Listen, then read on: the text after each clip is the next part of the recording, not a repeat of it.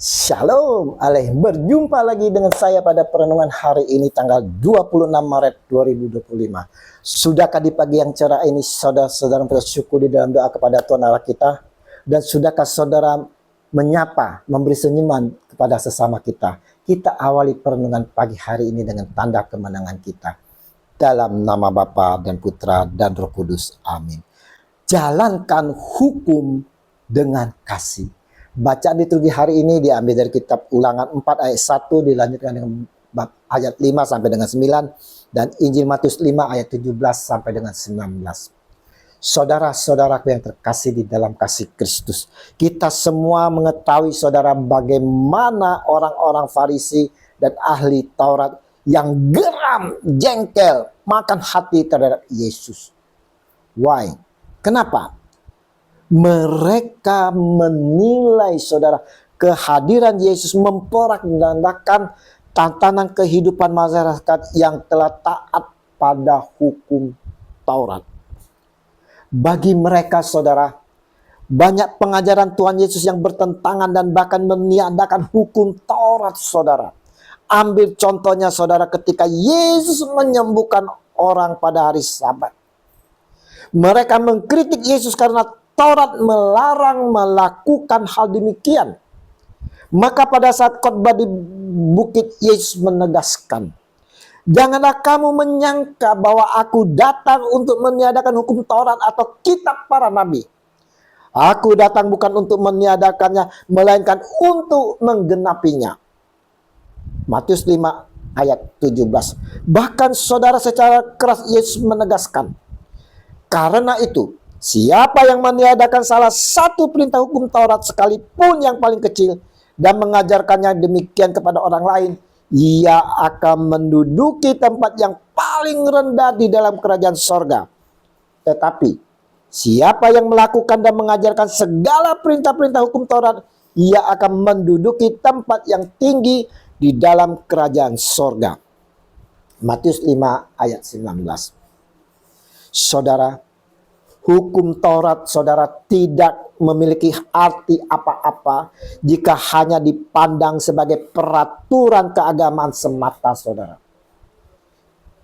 Yesus menggarisbawahi bahwa yang terpenting saudara bukan soal menjaga kemurnian ajaran Taurat, tetapi bagaimana Taurat ini dijalani dan dihayati dalam hidup setiap hari, di dalam kehidupan sehari-hari kita.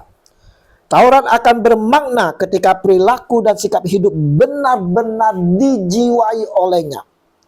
Dengan demikian, saudara-saudaraku yang terkasih, Taurat menjadi inspirasi yang menuntun orang kepada kebaikan dan menjadi sumber moral dalam bertindak dan berbuat apapun dalam hidupnya.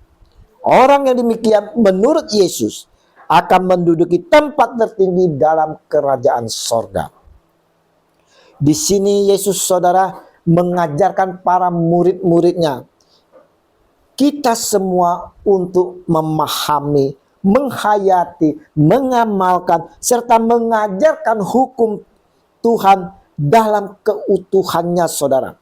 Kita tidak boleh menikmati sabdanya hanya pada hal-hal yang menarik atau sekiranya sesuai dengan keadaan kita, sesuai dengan keadaan saya.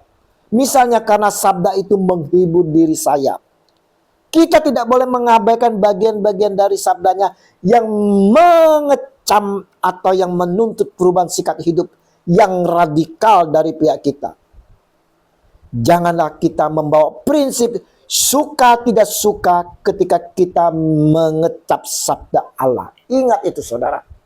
Jangan kita membawa prinsip suka tidak suka ketika kita mengecap sabda Allah.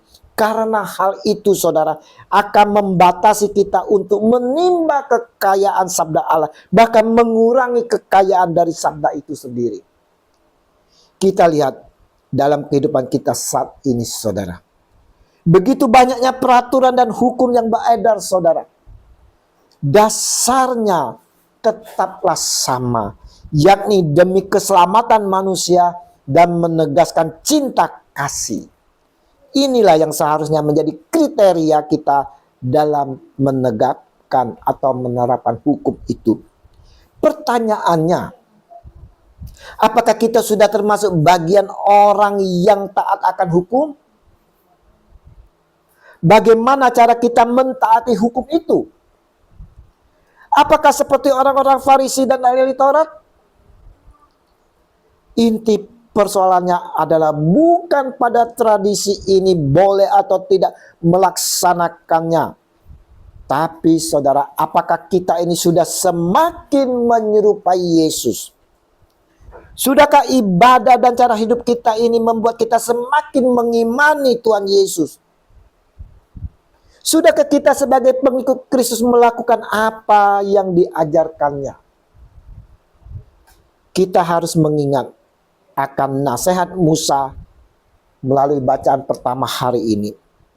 Lakukanlah itu dengan setia, sebab itulah yang akan menjadi kebijaksanaanmu dan akal budimu di mata bangsa-bangsa yang pada waktu mendengar segala ketetapan ini akan berkata, memang bangsa yang besar ini adalah umat yang bijaksana dan berakal budi.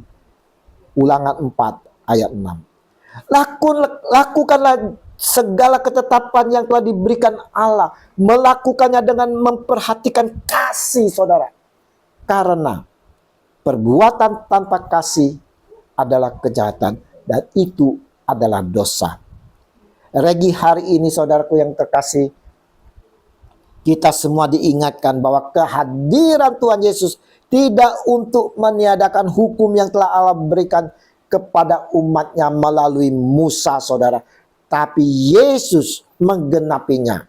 Yesus menggenapi hukum Taurat dengan kasih. Bukan sekedar tradisi, saudaraku yang terkasih. Tapi Yesus menghendaki dari kita semua agar kita dapat melakukan hukum dengan kasih. Mari saudaraku yang terkasih, kita mau menyerupai Kristus Yesus Tuhan kita, saudara, yang adalah kasih, dengan mau melakukan segala ketetapan dengan kasih. Bukan semaunya gue atau karena tradisi belaka. Tetapi lakukanlah ketetapan hukum itu dengan kasih. Terpujilah Kristus Yesus Tuhan yang menunjukkan kasih-Nya yang sempurna kepada kita sekalian, kini dan sepanjang segala abad. Amin. Dalam nama Bapa dan Putra dan Roh Kudus. Amin. Shalom Aleichem.